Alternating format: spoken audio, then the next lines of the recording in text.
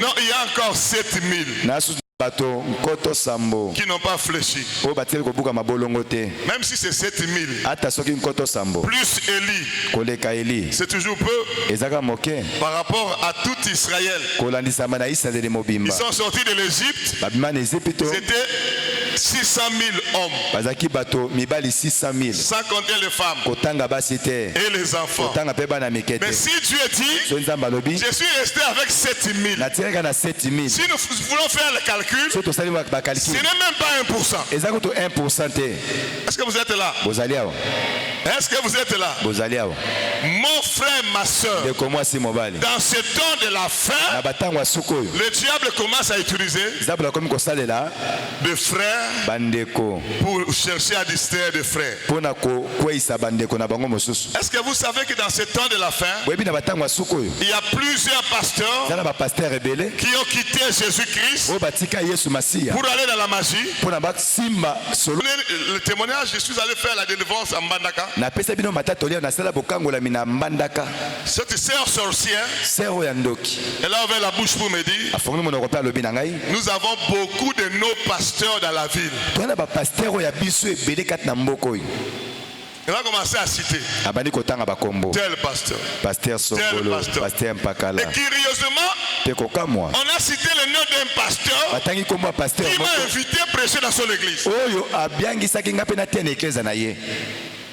Quand je suis allé commencer l'église là-bas, il a insisté, ce pasteur-là, que je vienne prêcher. Alors qu'ils savaient dans leur monde, et cet homme-là qui arrive, lui il vient toujours pour détruire les œuvres du diable. Alors il faut le distraire. Si c'est possible, lui proposer la magie. Il a même regretté pourquoi il m'a invité dans cette église-là. Il y a eu un grand feu qui s'est allumé. C'était terrible. Je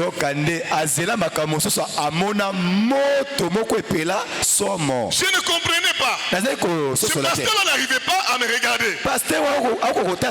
Si j'arrive, il s'enfuit. Il laisse ses enfants me prendre. J'ai fini de prêcher. Il s'enfuit. Je me suis rendu compte, il était en train de fuir le feu. La dernière guerre, la dernière bataille, c'est la bataille entre le frère et le frère. Beaucoup de pasteurs sont allés vers Satan. J'ai un enfant que je suis en train d'encadrer à Brazzaville. Il travaille dans le sillage de Sassou Nguesso. Un jour, il m'appelle au téléphone. Il me dit, pasteur bienvenue. Je n'ai pas compris. Il y a un pasteur qui m'a cherché. Et finalement, je lui dis, on se voit. Il a vu le pasteur. Le pasteur lui dit, papa, j'ai beaucoup réfléchi et j'ai décidé de devenir franc-maçon. Lui, il a fait comme ça. Je veux que toi tu viennes me parrainer. Parce que dans la franc-maçonnerie, pour rentrer là-bas, il faut que quelqu'un qui est là te prenne comme ça. Mais mon fils là n'est pas franc-maçon. Mais il travaille aux côtés des francs-maçons. Lui, le pasteur a pensé que puisqu'il est là, certainement il est dans la franc-maçonnerie. Puisqu'ils se connaissent, il est venu dire, j'ai décidé de devenir franc-maçon. Un pasteur, si je te montre ces photos, peut-être que tu dors avec ces messages.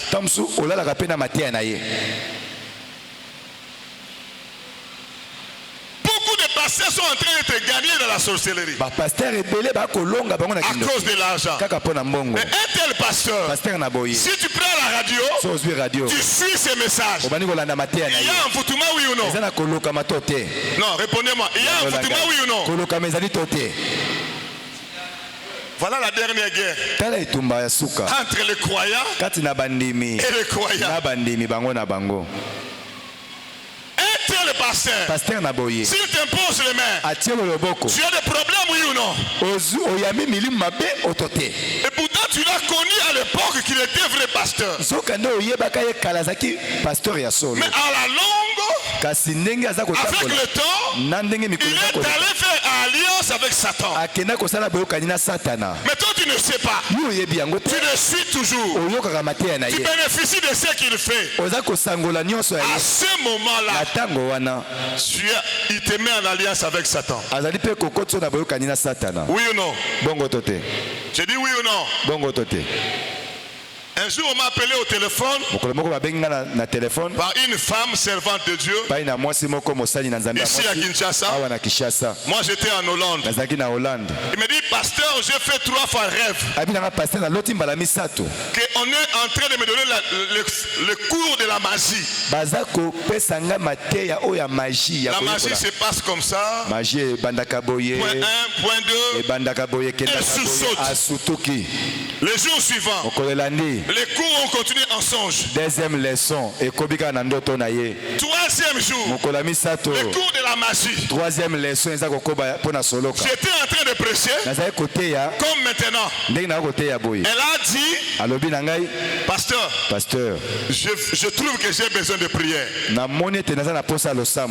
Parce que j'ai vu 3 fois. On était en train de m'initier à la magie. Et on a fait des séances de délivrance sur le réseau WhatsApp. On a mis vidéo. Et elle au Congo, moi en Hollande. J'ai commencé à prier au nom de Jésus-Christ. Toute initiation de la magie qu'elle voit en songe soit brisée au nom de Jésus-Christ. Elle est tombée. C'est une femme d'un pasteur. Quand elle est tombée, j'ai commencé à menacer les esprits. Et un pasteur s'est manifesté. Il m'a donné son nom. Si je vous cite le nom, vous le connaissez aussi. Qui lui a dit de venir chez moi? Quand je lui ai imposé les mains, j'ai déclenché l'initiation de la magie. La femme connaît ce pasteur depuis longtemps. Mais elle ne sait pas que le pasteur a déjà basculé du côté de la magie. La dernière bataille, c'est la bataille entre des frères et frères en Christ.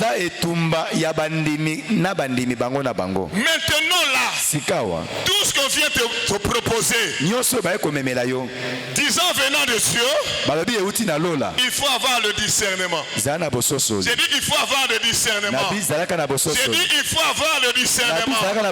J'ai dit il faut avoir le discernement.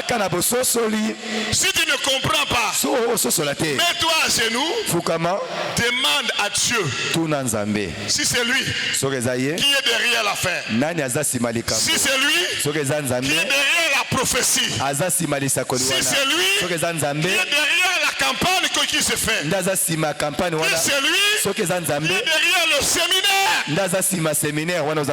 Parce que dans ce temps-ci, si tu ne fais pas attention, le diable commence à utiliser les frères pour attaquer des frères. Cette histoire, ce n'était pas seulement Josué et Caleb. Mais quand on nous donne la parabole de 10 vierges, Matthieu chapitre 25, de 1 à 11, on nous dit ceci, qu'il y avait combien de vierges? Combien de vierges? 5 étaient folles et 5 étaient sages. Ils allèrent à la rencontre de l'époux.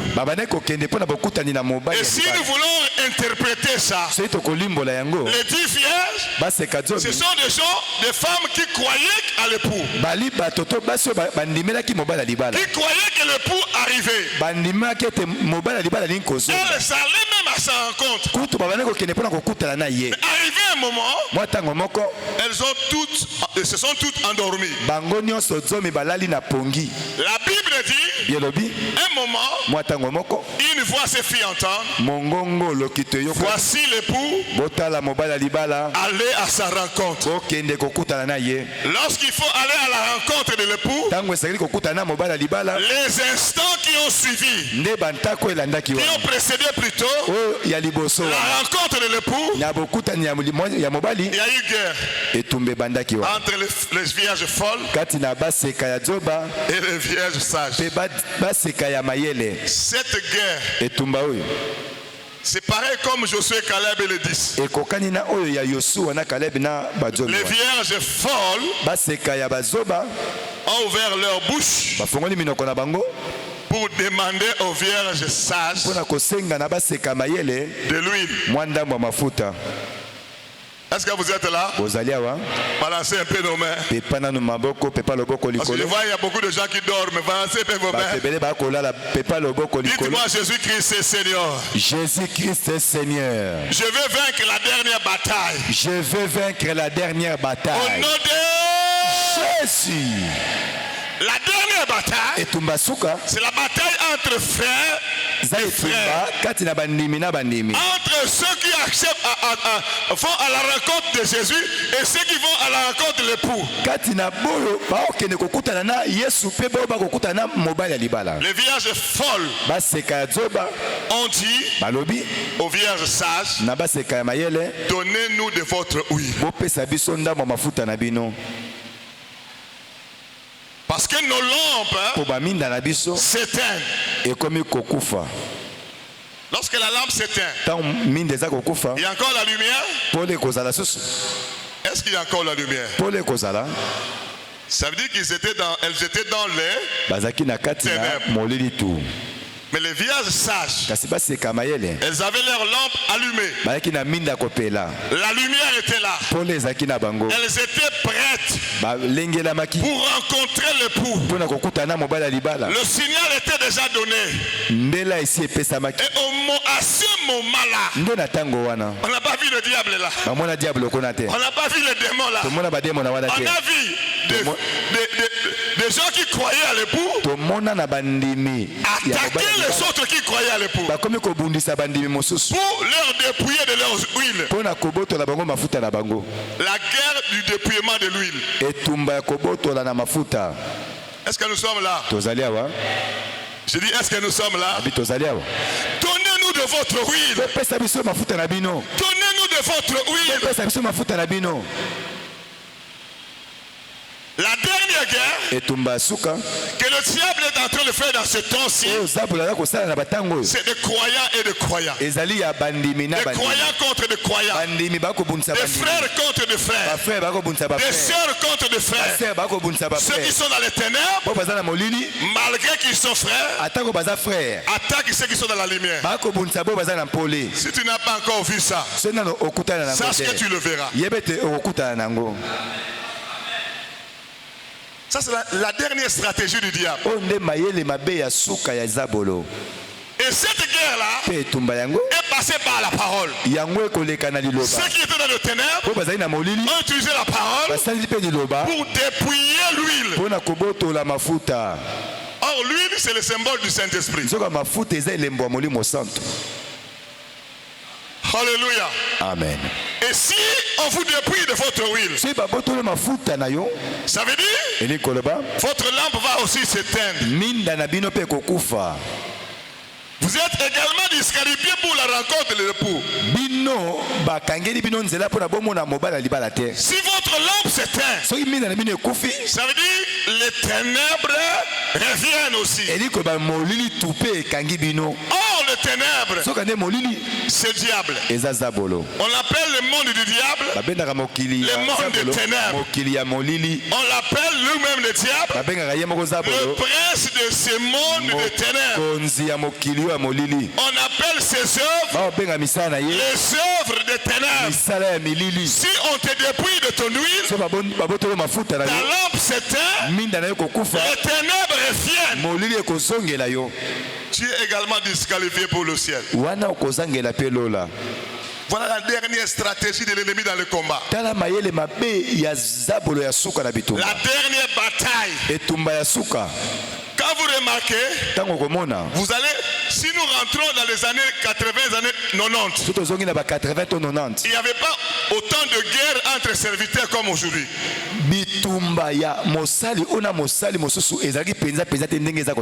Peut-être toi tu n'étais pas là. Il n'y avait pas beaucoup de guerres comme ça comme aujourd'hui. Mais aujourd'hui, à la télé, tu vois un pasteur, il prend le micro, il commence à larguer notre pasteur, en citant même son nom. Il y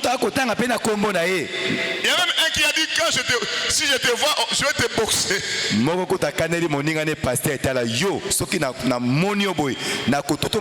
Au nom de Jésus. Et puis il te dit, moi je fais le sport.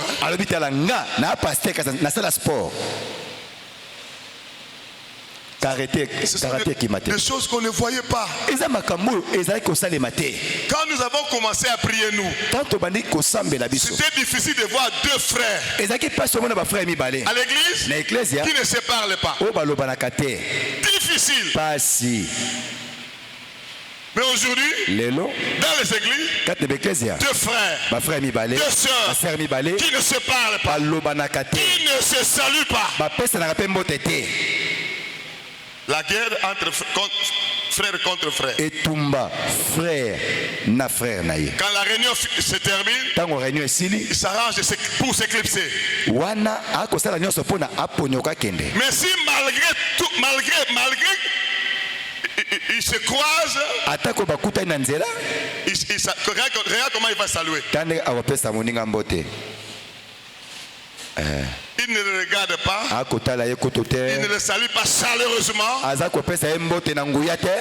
Demi-salutation. Et quand on va dire, on va aller au ciel, elle crie Amen. Dans ce temps de la fin, la guerre entre frères, contre frères, sœurs contre frères. Alléluia. Amen. Les vierges sages, elles étaient réellement sages. Elles ont vécu la dernière bataille. Elles ont dit non. Ce qui a sauvé les vierges sages, c'est la réponse qu'elles ont donnée. C'était une proposition. C'était une suggestion. C'était une demande. Mais elles ont discerné cette proposition-là, cette demande-là. Ça vient pour me dépouiller de mon huile. Pour me dépouiller de mon huile. Pour me ramener dans le ténèbre. Pour que ma lampe puisse s'éteindre. Elles ont discerné.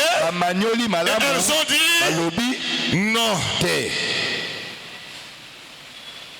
Vous savez, dans la vie chrétienne, nous disons facilement oui. Nous disons facilement oui dans tout ce qu'on nous propose.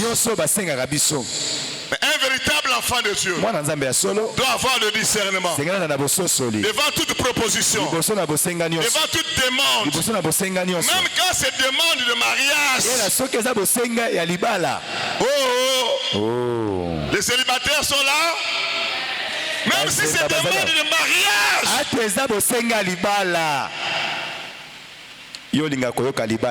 il faut discerner. Est-ce que c'est Dieu qui a envoyé cet homme-là? Même s'il fait comme ça, veux-tu m'épouser? Non, frère, mets-toi d'abord debout. Il faut que moi aussi, j'écoute la voix du Seigneur. Si c'est réellement lui qui t'a envoyé vers moi. Est-ce que le diable peut envoyer aussi un homme vers toi, oui ou non? J'ai dit oui ou non? Je vous ai donné un témoignage ici. Mes enfants serviteurs dans Mbandaka, ils voient une soeur à l'église. Directement, il a reçu une vision comme ça. C'est Dieu qui l'a envoyé.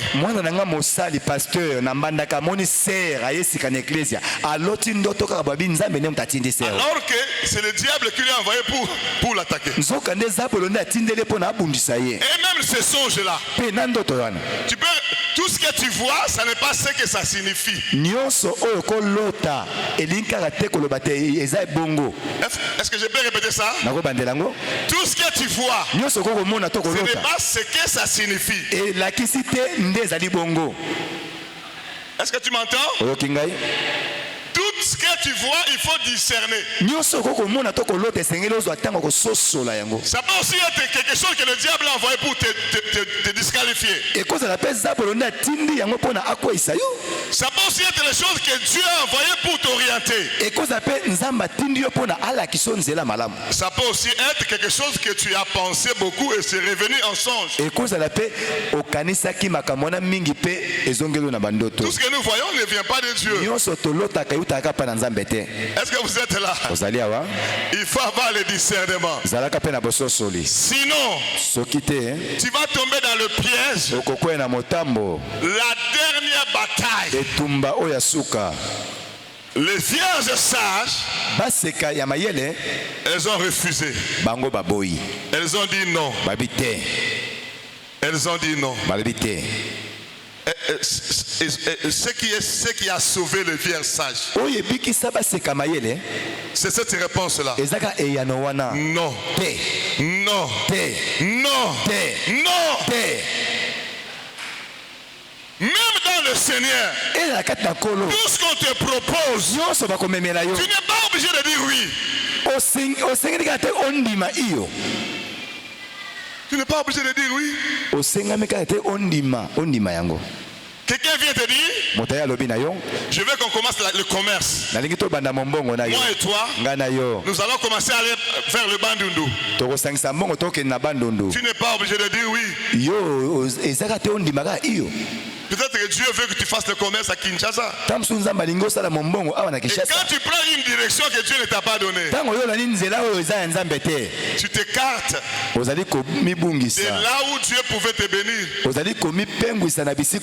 Et tu vas perdre ton argent là-bas. Tu vas perdre même ta vie de prière là-bas. Tu vas perdre même ta vie de méditation là-bas. Tu vas perdre même ta sainteté là-bas. Et tu rentres à Kinshasa, main réduite, tu n'as plus rien, parce que c'est lui qui t'a amené dans ce commerce-là. Ce n'était pas par la révélation de Dieu. En principe, tu devrais dire non. En principe, tu devrais dire non. Ce fiancé-là qui est venu te dire Dieu m'a dit, ce n'était pas Dieu. En principe, tu devrais dire non. Alléluia. Amen. Ah, je suis en train de dire Alléluia. Amen. Oh non, il y a un séminaire dans une église là-bas. Est-ce que tu peux pas, on peut pas aller là-bas? Parce qu'il y a un pasteur, quand il prie, le feu sort en live.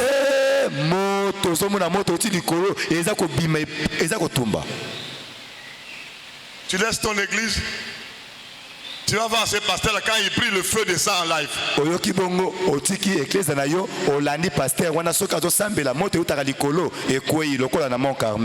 Et puis à ce moment-là, tu vas te retrouver avec des problèmes. Je suis allé en Mbandaka, j'ai trouvé un de mes fils. Le 31 décembre. Le 31 décembre. Il a acheté un coq. Vivant. Il y a bon moi. De bananes plantains. Na makemba. avec des poissons. Nambisi. Il est allé voir un pasteur. Il dit, prends ça. Kamata, cadeau. Prie pour moi. De la même manière que ce coq-là chante chaque matin. Que ma bénédiction crie aussi comme ça. 2 semaines après, je viens faire la délivrance. On a dévoilé tous les pasteurs sorciers, y compris le pasteur là qu'on avait donné le coq. Le frère, il a mis comme ça. On s'est dit, quand tu es allé faire ça, est-ce que c'est Dieu qui t'a dit de faire ça? Je lui ai posé la question, vous êtes mis à genoux? Oui, papa. Et qu'est-ce qu'il a fait? Il nous a imposé les mains. Aïe, aïe, aïe. Et j'ai commencé encore des délivrances pour eux. Vous savez, la vie chrétienne, tu peux la perdre.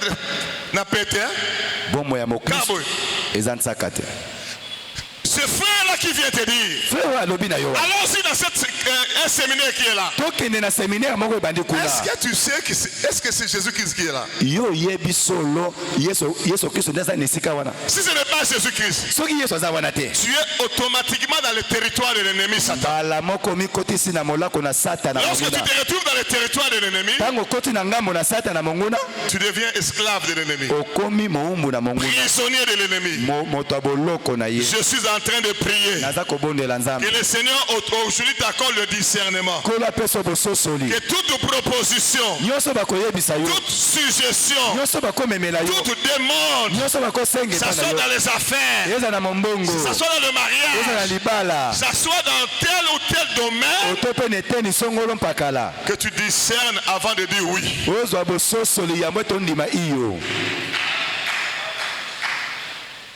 Alléluia. Amen. Les vierges sages, elles avaient réellement la sagesse. Elles ont dit non. Elles ont refusé. Elles ont renoncé. Mon frère, un autre combat que tu dois livrer, c'est dans le discernement. Tu discernes et tu prends la décision dans la bonne direction, dans la direction du Seigneur. Après discernement, les vierges sages ont dit non. On dit non. On dit non. On dit non. On dit non. C'est ça qui les a sauvés pour rencontrer l'époux. Mon frère, ma soeur, curieusement, dans la vie comme ça, nous avons toujours des propositions matin, midi, soir. Même aujourd'hui, les gens t'ont proposé un bon nombre de choses. Demain, on va encore te proposer. Après demain, on va encore te proposer. Mais si tu n'as pas le discernement, la sagesse, tu n'as pas l'esprit de Dieu en toi, tu tombes dans le piège. Les vierges sages, ils avaient de l'huile, le symbole du Saint-Esprit. Elles avaient la sagesse. Et dans leur sagesse, elles ont pu discerner. Cette proposition, c'est pour nous dépouiller de notre huile. Alléluia. Amen. Nous n'allons pas entrer dans ce jeu-là. Ce que nous devons faire, refuser.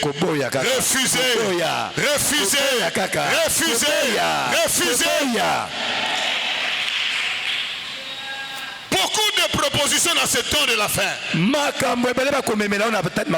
C'est pour nous dépouiller de notre huile. Quand est-ce que on est dépouillé de l'huile? Quand tu dis oui, là où tu devais dire non, le Saint-Esprit est attristé. Est-ce que vous êtes là? Quand tu dis oui, là où tu devais dire non, le Saint-Esprit est attristé. Quand le Saint-Esprit est attristé, il ne te remplit plus. Ça ne sera plus la plénitude. Ça sera l'esprit attristé. Tu es dépouillé de l'huile. On te donne encore une autre proposition. Tu es venu du monde de ténèbres. Tu dis oui. Le Saint-Esprit est éteint. La Bible dit, n'attristez pas le Saint-Esprit. La Bible dit encore, n'éteignez point l'esprit. Dans ce temps de la fin, dans la dernière bataille, le diable commence à utiliser des frères, des sœurs, des serviteurs, des servantes qui ont déjà perdu leur huile pour te dépouiller de ton huile. Tala, maintenant là, quand tu vois quelqu'un proposer quelque chose, il faut avoir le discernement. Cette proposition-là, c'est la proposition de quelqu'un qui a perdu déjà l'huile. Dans les églises, il y a des propositions de gens qui ont perdu l'huile, qui ne sont plus en communion avec le Saint-Esprit, qui ont déjà attristé l'esprit, qui ont déjà éteint l'esprit. Les vierges folles n'avaient plus d'huile. Le Saint-Esprit n'était plus en train d'agir. C'est pourquoi les ténèbres sont revenues. Et la proposition de telles personnes dans l'église, ça te dépouillera de ton huile. Est-ce qu'il y a-t-il quelqu'un ici qui veut que son huile soit dépouillée? Il est là? Est-ce que tu es là? Est-ce qu'il y a-t-il quelqu'un ici qui veut veiller à ce que son huile ne soit pas dépouillée? Que le Seigneur t'accorde la sagesse. Que l'Éternel t'accorde la sagesse. Que l'Éternel te remplisse de l'esprit. Pour que tu discernes toujours toute proposition qui vient. Même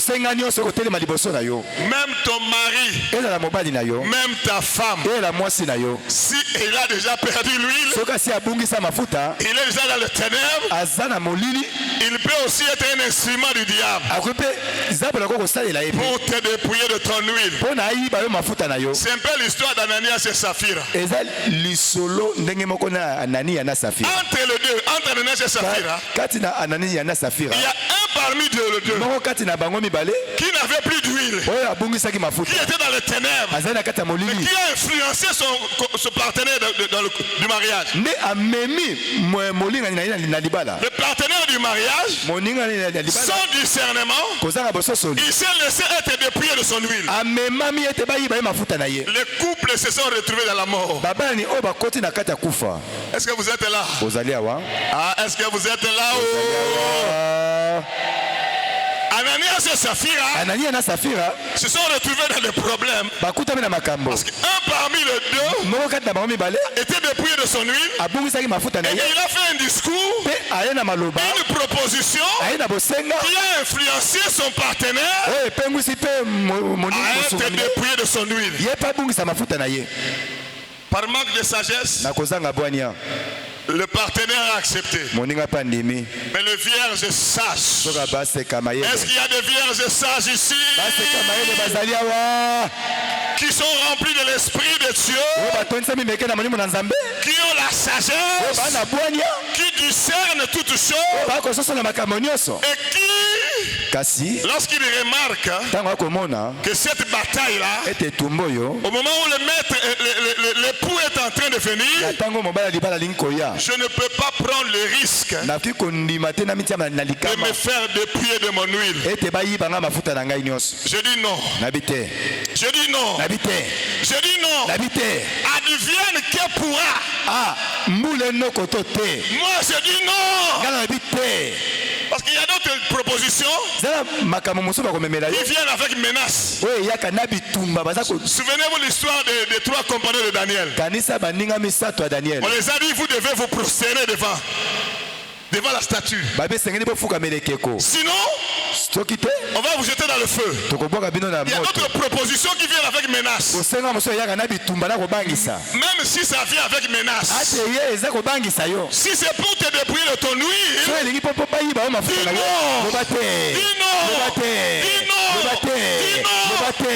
le Seigneur sera avec toi. Il combattra pour toi. Tu ne combattras pas seul. Tu seras avec le Seigneur. Avec Dieu, nous ferons des exploits. Avec Dieu, nous écraserons nos ennemis. Sois sage. L'époux est en train de venir. Tous les combats que l'ennemi est en train de livrer, c'est pour nous disqualifier dans la vie éternelle.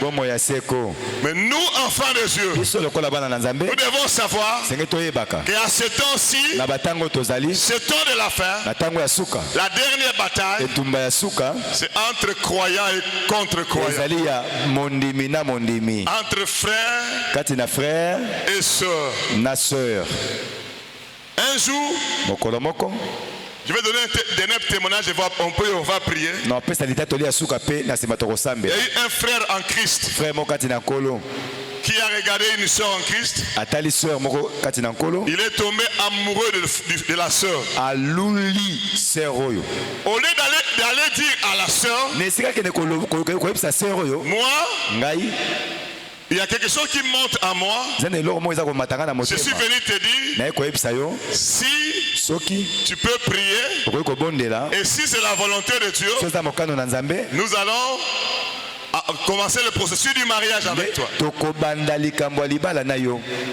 il est allé par un autre chemin. Il a provoqué une prière. Une prière, une retraite, quelque chose comme ça. Il est allé parler avec une sœur qui prophétisait.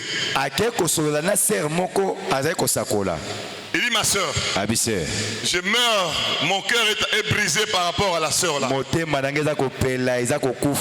je la vois, ça part rapidement. Je veux que tu m'aides. Je vais provoquer une prière. Je vais l'inviter. Toi aussi. Et nous allons faire la prière. Quand la louange va monter, toi tu vas entrer en transe. Je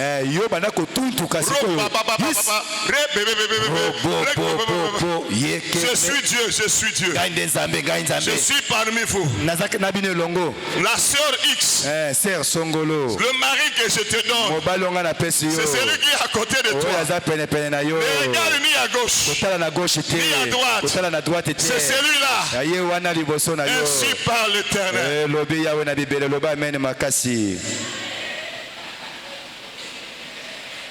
Cette sœur-là,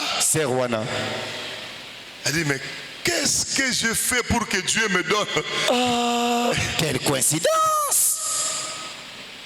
Le même jour, ils ont commencé à marcher. Le même jour, ils sont tombés dans l'impudicité. Quelques jours après, on a appris que la sœur en question, celle qu'on avait dit ton mari est là, elle a le sida.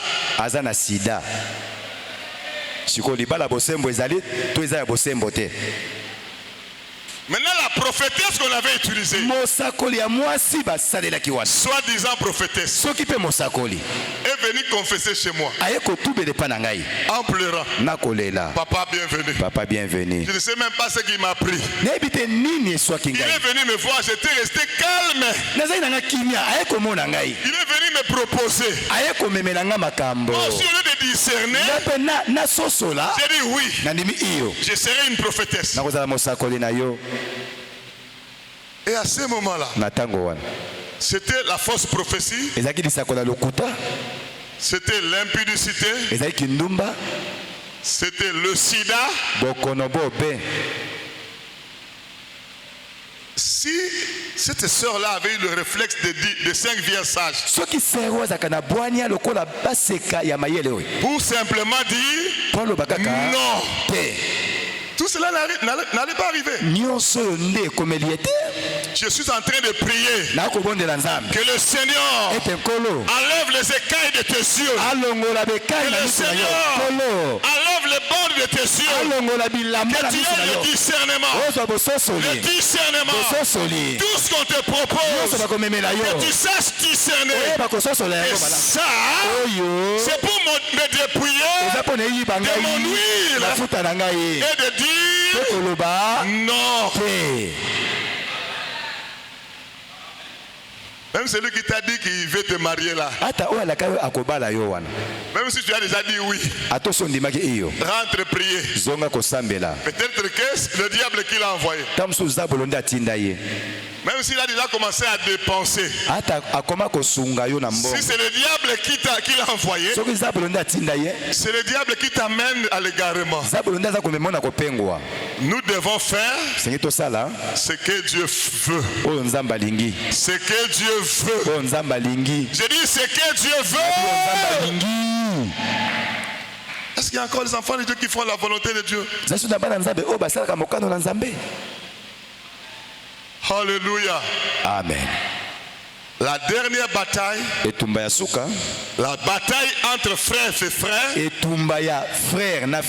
il faut avoir la sagesse, il faut avoir la plénitude de l'Esprit de Dieu, il faut avoir le discernement.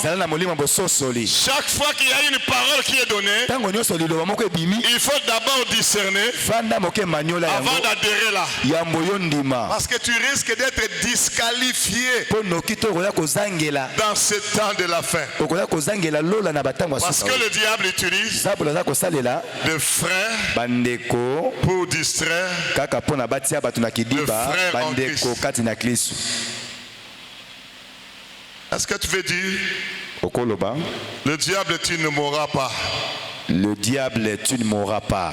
Satan okozwangate. Satan okozwangate. Satana okozwangaite. Okoyibanga mafuta te. Okobotolanga uili na ngai te. Mwinda na ngai ekokufa te. Bitumba ya tango asuka.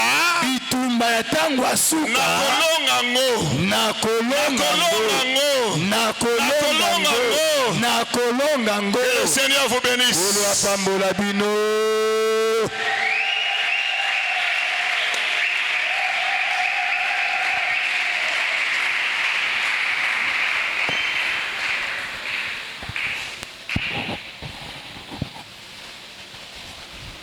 Est-ce qu'on peut encore ajouter des acclamations pour le Seigneur? Donc j'aimerais voir quelqu'un qui peut acclamer Dieu. Bon, par rapport à ces messages de ce soir, est-ce qu'on peut vraiment célébrer le Seigneur par des acclamations? Vraiment. Voilà, merci, que le Seigneur te bénisse. J'aimerais que tu prennes quelques secondes, tu inclines ta tête s'il vous plaît, avec tout le respect. Que tu pries par rapport à cette parole que tu viens d'écouter. C'est vraiment fort. Et j'aimerais que tu dises un mot à Dieu par rapport à ce que toi tu as reçu, par rapport à ce que toi tu as écouté. Et nous allons prier dans le nom de Jésus-Christ de Nazareth. Prions. Seigneur Jésus, Dieu des grâces, merci pour cette qui vient de sortir ce soir. Seigneur, merci parce que j'ai pu ajouter un plus. Merci parce que tu m'as enseigné, Dieu de grâce. Jésus. Tu m'as appris d'avoir le discernement. Seigneur Jésus, de comprendre